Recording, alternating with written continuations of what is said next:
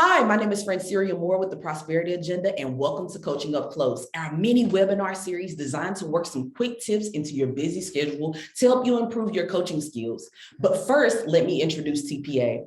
We are working to end persistent poverty by changing the way that we think about, build programs for, and coach families under financial stress. Coaching is, of course, a big part of our DNA, and we work with organizations all over the country on their coaching programs. Before we jump in, if you're joining us live, we'll have a question and answer session at the end of this webinar, so save your questions or put them in the chat box even. And as a note, please feel free to view this video and past Coaching Up Close videos with your colleagues and those interested in incorporating coaching into their work with families. You can do that by visiting our website at www.theprosperityagenda.org, or you can visit our LinkedIn or YouTube pages by searching the Prosperity Agenda. You can also register for this and other upcoming webinars by registering on our website at theprosperityagenda.org. Now, let's get started with today's session as we are talking about taking a fluid approach to coaching. One of the major innovations of the family-centered coaching approach is the baked-in fluidity of approach. A fluid approach allows a coach the freedom to shift in and out of various approaches to provide the most meaningful support to families. Has anyone ever sat in a meeting and you asked for help about a specific thing and the person did all that they could to talk to you about anything and everything not related to that? Well, that is what we would like to avoid in coaching sessions. We want to truly meet families where they are. And so while we believe that coaching is for everyone, and I do truly believe that coaching is for everyone, coaching is not a one-size-fits-all approach. Family-centered coaching uses three distinct approaches in order to support families as they make progress on their goals. There is, however, only one way. There's only one way for you as a coach to determine the most appropriate approach for the participant. I bet you'll never guess it, but there's only one way, and that way is through genuine and curious conversation.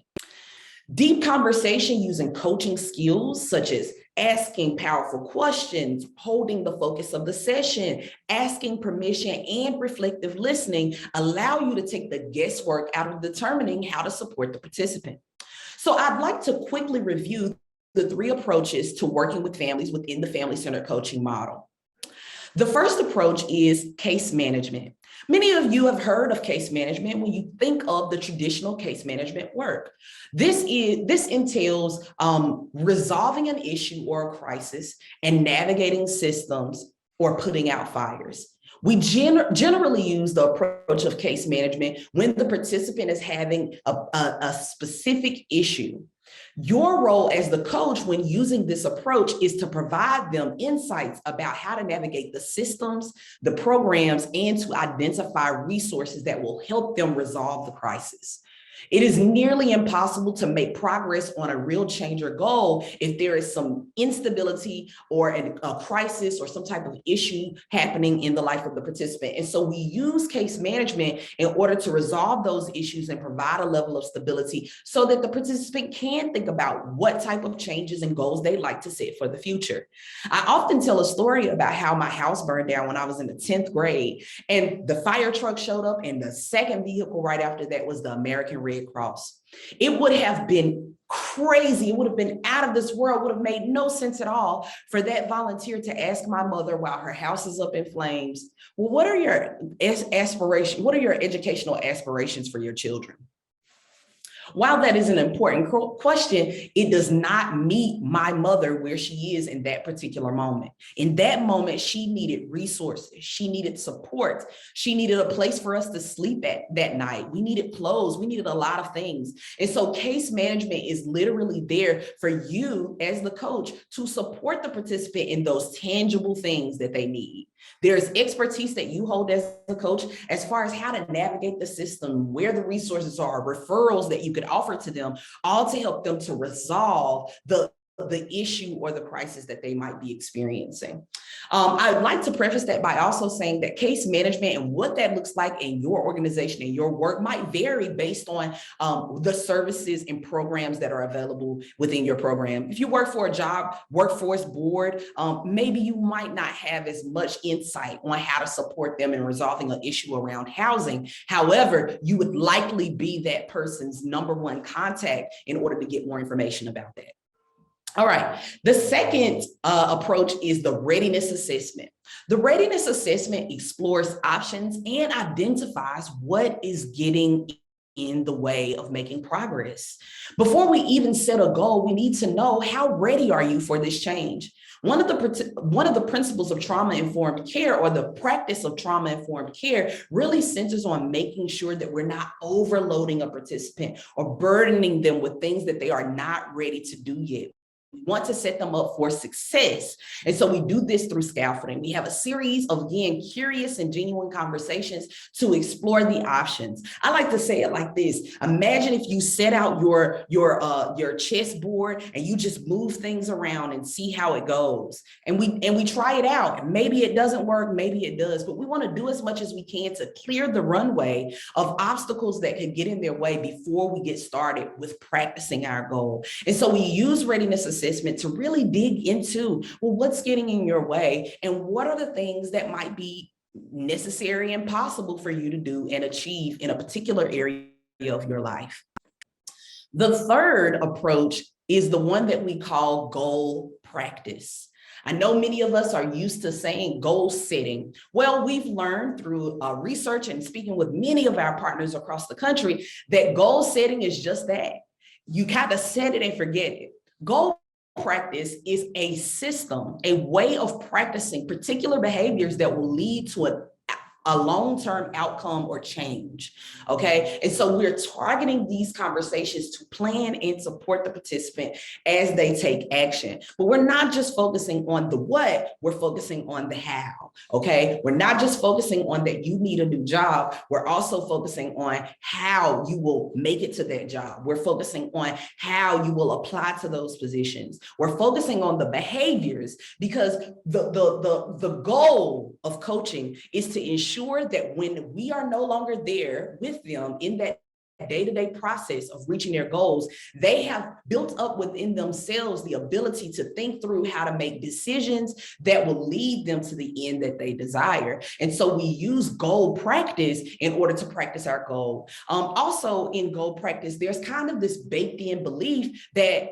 failure is a part of success. And so we say practice because it is a practice, just like we practice the violin, if you play the violin, just like we practice cooking, just like we practice law, like a doctor would practice medicine, a coach must also support a participant in the practice of their goals, okay? It'll never be perfect. It'll never be right. Hey, as a coach, just go ahead and ball up that concept of a perfect session and throw it right on out of the window, okay? Because it is all about the practice, okay? And so in the final approach, we're doing goal practice where we are planning, we're doing, and we're reviewing. And alongside of that, we're looking at the behaviors. That is the key part, because our research has shown that even a 1% change in behavior over time equates to larger transformations in a person's life.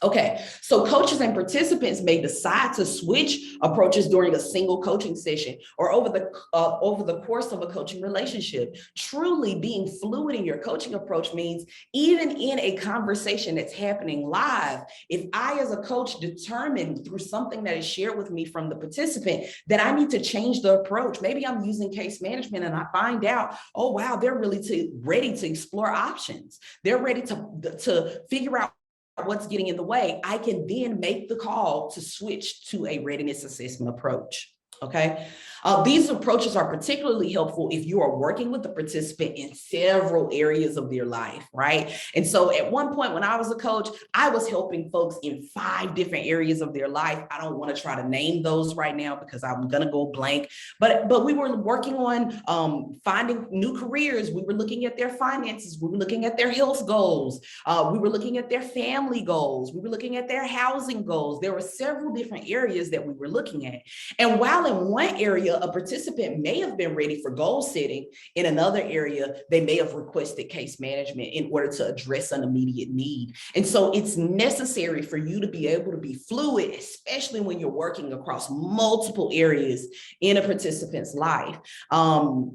Being ready for change today and tomorrow, something could happen and we're not ready for change. That's life. That's the name of the game, right? And so we have to maintain a commitment to being fluid. One of the things that I'd like to point out is that once an issue is resolved with case management, it becomes much easier because of the relationship that has been built between the coach and the participant for the coach to ask about the readiness of change and to help set and practice goals with the participant. So the case management approach is oftentimes the entry point for many of our participants. And this is the place where, again, you begin the foundation of building trusting and collaborative, non-judgmental relationships with the families that you serve. If you notice any doubt or uncertainty, explore with the participant what might be getting in the way. You want to really lean into a readiness assessment to make sure that as you're applying these different services and tools, that you're using the ones that would bring them to the desired end. Until the participant is clear on any concerns, it is important that you stay at the readiness assessment phase, okay? We do not want to go into the goal practice approach with uncertainty, okay? With self-doubt, with limiting beliefs, without having resolved all of the necessary things, without having taken into account all of the other commitments that the participant might have. We need to be clear on all of that before we move to goal practice. Why? Because winning is contagious. Winning begets winning. And so we want to create quick wins when we get to the goal practice. But in order to create those quick wins and to benefit from the momentum of those quick wins, you have to take your time and develop a strong relationship built on trust, collaboration, and non-judgment. In my time as a coach, I've learned that flexibility is key for me in order to help support participants making progress on their goals. There have been times when I've been in a session and I had to switch up my complete plan for the session based on what was happening in the life of the participant that day. So in the words of one of my favorite high school basketball coaches, it is our job to stay ready so we don't have to get ready. Become familiar with the various approaches that are available for you as a coach so that in times of uncertainty in a session, you feel more comfortable leaning in to get curious with the participant about deciding on the best path forward. Through transparency and collaboration with participants, coaches are able to provide choice and put participants in control of how they work toward the goals and manage their lives and their family. It's one of my favorite parts about using a coaching approach because it allows me to use my expertise in a way that best suits the participant rather than circling the same old conversations while making little actual progress. Life is fluid. One day things are up and the next day they could be down. Therefore, we should also be fluid in that same way in our coaching approach, holding a flexible mindset and having a willingness to shift approaches to support the participant. I hope that this was helpful for you today. That's it for today. Thank you for watching and join us next month for more coaching tips and resources. And make sure that you stick around for our question and answer portion. And of course, if you have any questions about our coaching program, or if you would like to sign up for the next Coaching Up Close mini webinar, visit us at theprosperityagenda.org and check out our LinkedIn page. Thanks, everyone. We'll see you at the next one. Bye. All right. I know that was a lot of fast talking, but we are done with the actual recorded session. I'd like to open up the chat box for any comments, any concerns, any questions you might have. This is your time for the next about 10, 15 minutes. We want to open it up to see if you have any questions. I'll throw it out to the group. I love this part because we get to interact and hear from the expertise of coaches all over the country. So if you have questions, please make sure you drop those in the chat box now.